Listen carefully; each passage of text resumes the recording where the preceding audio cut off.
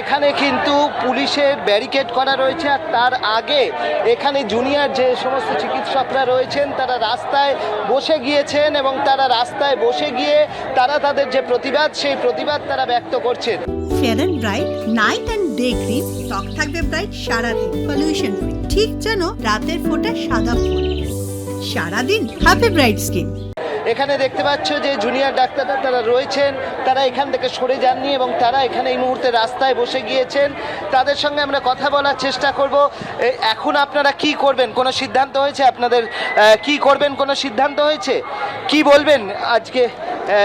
এখানে আমরা দেখতে পাচ্ছি যে জুনিয়র ডাক্তাররা যারা রয়েছেন তারা এই মুহূর্তে রাস্তায় বসে রয়েছেন এবং তাদের হাতে গোলাপ রয়েছে এবং গোলাপ নিয়ে পুরো আমরা সেন্ট্রাল অ্যাভিনিউয়ের ক্রসিং অবধি আমরা যেরকমভাবে দেখতে পাচ্ছি যে তারা যারা এসছিলেন এখানে আন্দোলন করতে, পুলিশ ব্যারিকেড দিয়ে আটকানোর পরে তারা এই মুহূর্তে বসে পড়েছেন এবং তাদের যে নির্দিষ্ট একটি কমিটি রয়েছে জুনিয়র ডাক্তারদের, তারা এই মুহূর্তে সিদ্ধান্ত নেবেন যে তাদের পরবর্তী পদক্ষেপ কি হবে।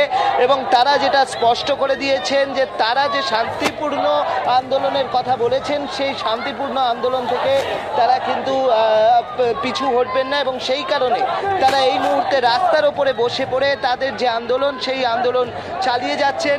একদিকে দেখতে পাচ্ছ যে রাস্তার ওপরে তারা বসে রয়েছেন, অন্যদিকে একটি ভ্যান রয়েছে যে ভ্যান থেকে কিন্তু তাদের যে বক্তব্য সেই বক্তব্য তারা তুলে ধরছেন এবং সেই সঙ্গে সঙ্গে আমরা দেখতে পাচ্ছি যে তারা উই ওয়ান্ট জাস্টিস সেই ধ্বনি দিচ্ছেন এবং দিয়ে রাস্তার ওপরে তারা বসে তাদের আন্দোলন করছেন। যারা বসে রয়েছেন রাস্তাতে তাদের সঙ্গেও আমরা কথা বলার চেষ্টা করব যে রাস্তায় কেন তারা বসে রয়েছেন।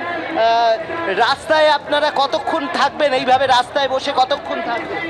যতক্ষণ না আমরা যার জন্য এসেছি সেই আবেদন যতক্ষণ না আমাদের মেনে নেওয়া হচ্ছে ততক্ষণ তো অবশ্যই বসে থাকতেই হবে। কোথায় আপনারা কি রাস্তাতেই বসে থাকবেন? সামনে তো পুলিশের সঙ্গে কথা বলছেন ওনারা, তো যতক্ষণ না দাবি না মেনে নিচ্ছে, প্রতিনিধি দল তো পাঠাবে না লালবাজারে বলেছে, তো ততক্ষণ আমরা অবস্থান করব। অবস্থান তারা করবেন। এখানে দেখতেই পাচ্ছ যে এখানে তারা অবস্থানে বসেছেন এবং তাদের বক্তব্য খুব স্পষ্ট যে তারা কখনোই তারা বিশৃঙ্খল হবেন না এবং তারা যে শান্তিপূর্ণভাবে আন্দোলন সেই আন্দোলন তারা তাদের দাবি নিয়ে চালিয়ে যাবেন। একেবারে নিজেদের সেই পথে তারা অনড় রয়েছেন যে নিজেদের দাবিকে, নিজেদের আন্দোলনের যে এজেন্ডা, একমাত্র বক্তব্য হচ্ছে যে সিপিকে, কলকাতার সিপি বিনীত গোয়েলকে ইস্তফা দিতে হবে। সেখান থেকে তারা এক চুলো নড়ছেন না, তারা এই দাবিকে লালবাজার অবধি পৌঁছে দেবেন, এইখানে তারা অনড় রয়েছেন এবং সেই অনড় দাবিকে সামনে রেখে রাস্তায় বসে পড়েছেন তারা। আমরা বিভিন্ন মুহূর্তের ছবি আপনাদের সামনে এইখানে রাখছি জুনিয়র ডাক্তারদের এই লালবাজার অভিযানকে কেন্দ্র করে।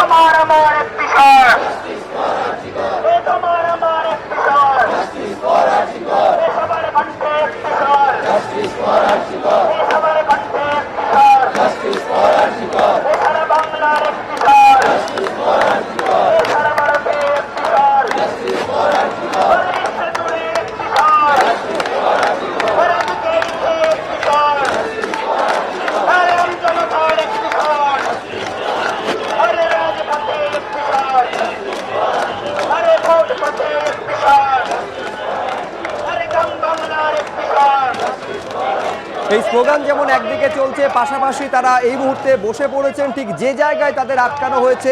স্পষ্ট তারা নিজেদের অবস্থান জানিয়ে দিয়েছেন, তাদের বক্তব্যে, তাদের দাবিতে তারা অনড় রয়েছেন। কিন্তু সংঘর্ষ তো অনেক দূরের কথা, সংঘাতে পর্যন্ত তারা যাচ্ছেন না। কিন্তু এই হচ্ছে উল্টো দিকে পুলিশের তরফে তৎপরতার ছবি দেখতে পাচ্ছেন যে পুলিশ চূড়ান্ত তৎপর। এই যে লোহার ব্যারিকেড একেবারে শেকল দিয়ে তালাবন্দি পর্যন্ত করে রাখা হয়েছে, এই লোহার যে বিরাট গার্ডরেল অন্তত 9 থেকে 9.5 ফুট উচ্চতার হবে, একেবারে টিয়ার গ্যাসের শেল নিয়ে পুলিশ প্রস্তুত। আমি বলছি হিন্দল পুলিশের একেবারে রণসাজে সজ্জিত। বারে বারে এই তুলনাটা টানতেই হবে খুব সঙ্গত কারণে যে রণসাজে সজ্জিত পুলিশ এই নিরস্ত্র ডাক্তারদের ঠেকানোর জন্য। আর গুন্ডারা যেদিন সে তাণ্ডব চালালো 14 আগস্ট মধ্যরাতে, এই অতি তৎপর পুলিশকে ত্রিসীমানায় পর্যন্ত দেখা যায়নি। একেবারেই শুভ্রজিৎ, এই প্রশ্নই কিন্তু জুনিয়র চিকিৎসকরা, বর্তমানে পুলিশ কর্মীরা যারা পুলিশের উচ্চপদস্থ আধিকারিক যারা জুনিয়র চিকিৎসকদের সঙ্গে কথাবার্তা বলছিলেন, তাদের কাছে কিন্তু জুনিয়র চিকিৎসকরা বারংবার বলছিলেন যে কলকাতার পুলিশ কমিশনারের সাথে কেন তাদেরকে দেখা করতে দেওয়া হচ্ছে না, কেন তাদেরকে আজকে এভাবে আটকানো হয়েছে। অর্থাৎ 14 তারিখ রাতে পুলিশ কোথায় গিয়েছিল? পুলিশের সামনে যখন হাসপাতালে তছনছ করে দেওয়া হলো, হাসপাতাল ভাঙচুর চালানো হলো, পুলিশ কার্যত দাঁড়িয়ে দাঁড়িয়ে সমস্ত বিষয়টা দেখলো। সেই সময় পুলিশের ভূমিকা কী ছিল? যেখানে নিরস্ত্র জুনিয়র চিকিৎসকরা তারা পুলিশ কমিশনারের কাছে ডেপুটেশন দেবেন পুলিশ কমিশনারেরই অপসারণের দাবিতে, সেখানে কিন্তু তাদেরকে যেতে দেওয়া হচ্ছে না। কার্যত যে ছবি দেখাবো তুমি দেখতে পাচ্ছ যে জুনিয়র চিকিৎসকরা তারা সারিবদ্ধভাবে বসে পড়েছেন, কেউ বা পুলিশের সঙ্গে কথা বলছেন। এই বিক্ষিপ্ত ছবি যখন দেখা যাচ্ছে, তার পাশাপাশি পুলিশের ছবিটা দেখতে হয়ে পুলিশ কিন্তু একেবারে যুদ্ধকালীন তৎপরতায় যে ব্যবস্থা করা হয় সেই প্রস্তুতি কিন্তু পুলিশের তরফ থেকে নেওয়া হয়েছে। রীতিমতো গার্ডরেল দিয়ে ব্যারিকেড তৈরি করা হয়েছে, ত্রিস্তরীয় ব্যারিকেড। প্রথমে একেবারে সেন্ট্রাল অ্যাভিনিউ এবং বিবি গাঙ্গুলি স্ট্রিটের ক্রসিংয়ে, তার পরবর্তী ক্ষেত্রে একেবারে যে চিত্র দেখা যাচ্ছে ফিয়ার্স লেন এবং বিবি গাঙ্গুলি স্ট্রিটের ক্রসিংয়ে, সেখানে কিন্তু কার্যত প্রচুর পুলিশ, লাঠিধারী ঢালধারী পুলিশ, মাথা হেলমেট পরে তারা প্রস্তুত, হাতে কাঁদানে গ্যাসের সেল, সমস্ত কিন্তু প্রস্তুত রাখা। পাশাপাশি একদম শেষ পর্যায়ে সেটা কিন্তু প্রায়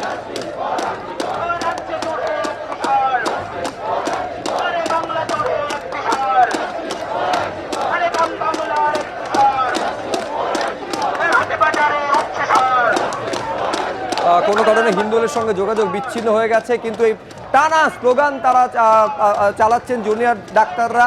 একেবারে প্রথম দিন থেকে যে দাবিটা ছিল যে এই যে ভয়ঙ্কর নির্মম যে ধর্ষণ এবং খুনের ঘটনা ঘটেছে, এই ঘটনার বিচার তারা চান। কিন্তু আজকে একদম একেবারে কলকাতার পুলিশ কমিশনার বিনীত গোয়েল তার ইস্তফা তারা চাইছেন, এবং ইস্তফা তারা যেভাবে দেবেন সেটাও স্পষ্ট জানিয়ে দিচ্ছেন। এই দাবিকে তারা যেভাবে সামনে রাখবেন, সঙ্গে রয়েছে লাল গোলাপ, তাদের সঙ্গে রয়েছে রজনীগন্ধার মালা এবং শিরদাঁড়া, প্রতীকী শিরদাঁড়াকে তারা সঙ্গে নিয়েছেন। এবং এই যে জুনিয়র ডাক্তারদের যে মিছিল, তাকে আটকানোর জন্য পুলিশের এই বিপুল বন্দোবস্তের ছবি আপনারা দেখতে পাচ্ছেন।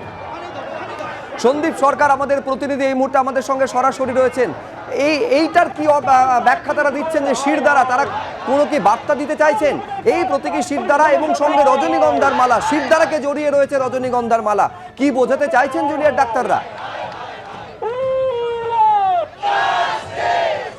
একেবারেই তাই, আমরা এখানে দেখতে পাচ্ছি একটি প্রতীকী শিরদাঁড়া এবং তাতে জড়ানো রয়েছে একটি মালা, এবং সেই প্রতীকী শিরদাঁড়া এবং তাতে জড়ানো মালা হাতে এখানে তারা এসেছেন এবং সেই শিরদাঁড়া এবং মালা তা নিয়ে তারা এখানে দাঁড়িয়ে রয়েছেন। আমার সঙ্গে যে রয়েছেন তার সাথেই, তার মুখ থেকেই, যার মাথা থেকে এই বিষয়ে ভাবনাটা বেরিয়েছে, তার সাথেই একবার কথা বলে নেব যে এই ভাবনাটা কেন, হঠাৎ করে এই ভাবনাটা মাথায় এলো কেন, ওই দিকে তাকিয়ে। এই ভাবনাটা মাথায় এলো, এটা তো আমরা সমাজে দেখতে পাচ্ছি যে আজকে কিছু লোক দেখতে পাচ্ছে যে আমাদের সাথে অন্যায় হচ্ছে, প্রত্যক্ষ বা পরোক্ষভাবে কিছু লোকজন প্রমাণ লোপাটের সাথে যুক্ত। তা সত্ত্বেও আমরা এমন একটা সিস্টেম তৈরি করে রেখেছি যেই সিস্টেম শুধুমাত্র ল রুলস আর রুলস, এর বাইরে বেরোতে পারছে না। তারা চোখে দেখেও অন্ধ, তার জন্য তাদের শিরদাঁড়া নেই। শিরদাঁড়ার অভাব পড়েছে বলে আমরা মনে করে দিতে চাইছি যে মানুষের একটা শিরদাঁড়া আছে যেটা সোজা রেখেও কাজ করা যায় এবং সেটা ল মেনেই করা যায়। আর এই ল যারা ওনারা বলছেন যে আইন ভঙ্গ হবে, আইনের এত জটিলতা আছে, ট্রায়াল আছে, এই আছে, ইত্যাদি হচ্ছে, আমরা এত কিছু বুঝতে চাই না। একটা অপরাধ হয়েছে, জঘন্যতম অপরাধ, আমরা তার বিচার চাই। আর এই বিচার জীবিত অবস্থাতেই আমরা দেখতে যেতে চাই, যে তারিখ পে তারিখ আমরা আর পারবো না ওই জিনিসটা নিতে। অর্থাৎ এই হচ্ছে প্রতীকী শিরদাঁড়া, এবং সেই কারণে সেই প্রতীকী শিরদাঁড়া নিয়ে তারা এখানে দাঁড়িয়ে রয়েছেন।